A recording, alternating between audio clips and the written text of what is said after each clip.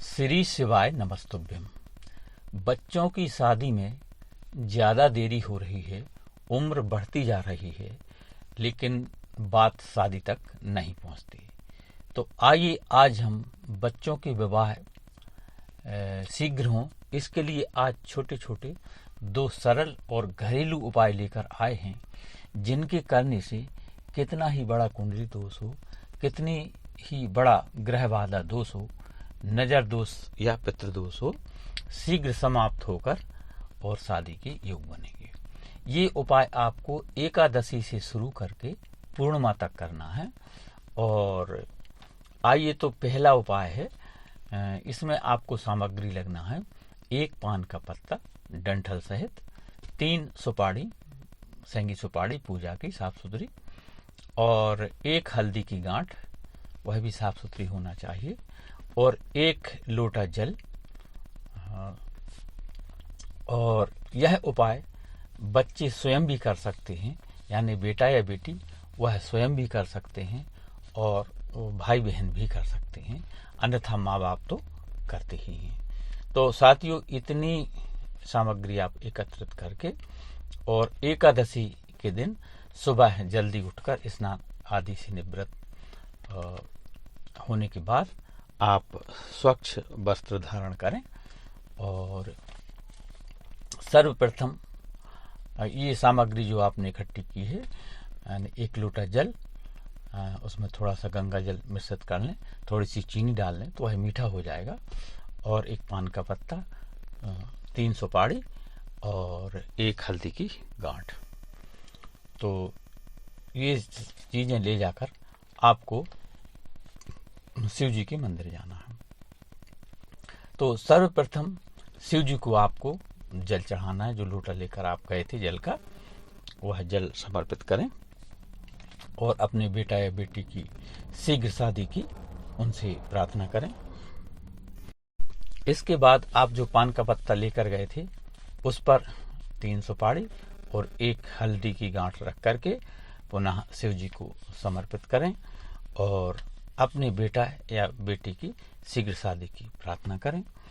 और शिव जी का एक आपको मंत्र बोलना है। इसके बाद अपने बेटा या बेटी का नाम और गोत्र बोलकर 108 बार आपको शिव जी का मंत्र बोलना है।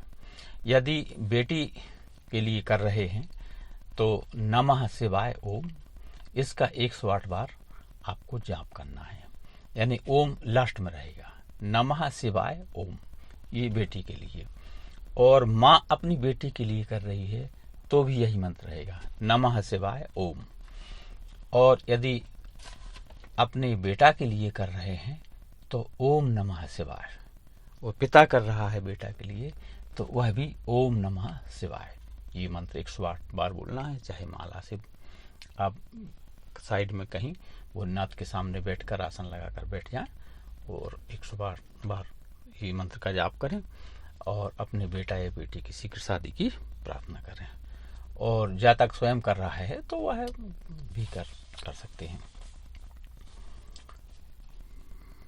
तो साथियों, बस इतना सा उपाय है, इसको आपको एकादशी से लेकर पूर्णिमा तक करना है। अब आइए दूसरे उपाय की बात करते हैं। वह भी एक सरल उपाय है। दूसरे उपाय को भी एकादशी से लेकर पूर्णिमा तक करना है। आप 1 मुट्ठी या 2 मुट्ठी आटा लें और गंगा जल से इसको गूंथ लें और इस आटे के 2 पेड़े बनाएं। थोड़ी सी उसमें शक्कर भी डाल लें या मिश्री डाल लें, जिससे वह मीठा हो जाए, क्योंकि ये गाय माता को खिलाना है। तो 1-2 मुट्ठी शक्कर लेकर 1-2 मुट्ठी आटा लेकर के उसको गंगा जल से गूंथें। इसके बाद थोड़ी सी शक्कर डाल करके 2 पेड़े बनाएं और पेड़े के ऊपर थोड़ी सी 1 चुटकी हल्दी डाल लें। इसके बाद आपको गौ माता को ये पेड़े खिलाना है। गाय देसी होना चाहिए। इस उपाय को बच्चे स्वयं भी कर सकते हैं और माँ बाप तो करते ही हैं, और बहन या भाई भी कर सकते हैं। तो यदि माँ बाप कर रहे हैं तो अपने बेटा या बेटी के ऊपर से इसको 2 पेड़े को 7 बार घुमाना है। इसके बाद आप गाय को खिलाएं। और बेटा या बेटी स्वयं कर रहे हैं तो स्वयं अपने हाथों से गाय को खिलाएं। साथियों, ये दूसरा उपाय है। तो ये उपाय एकादशी से लेकर पूर्णिमा तक करना है आपको दोनों, और शुचि और पवित्रता का ध्यान रखें।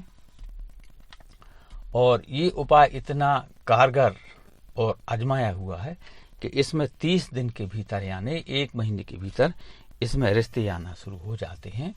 और शादी में आ रही जो भी बाधा है, चाहे वह कुंडली दोष हो, पितृ दोष हो, नजर दोष, वास्तु दोष, अथवा शनि या मंगल दोष, राहु केतु या कालसर्प दोष, कोई भी बड़े से बड़ा दोष हो, सारे दोष और बाधाएं समाप्त होकर के शीघ्र शादी के योग बनते हैं और शादी होती है।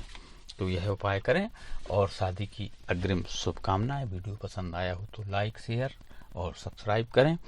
अपने दोस्तों और रिश्तेदारों को शेयर जरूर करें। चैनल पर नए हैं तो सब्सक्राइब करें, और इसका कोई शुल्क नहीं लगता। और कमेंट में ओम नमः शिवाय जरूर लिखें। धन्यवाद।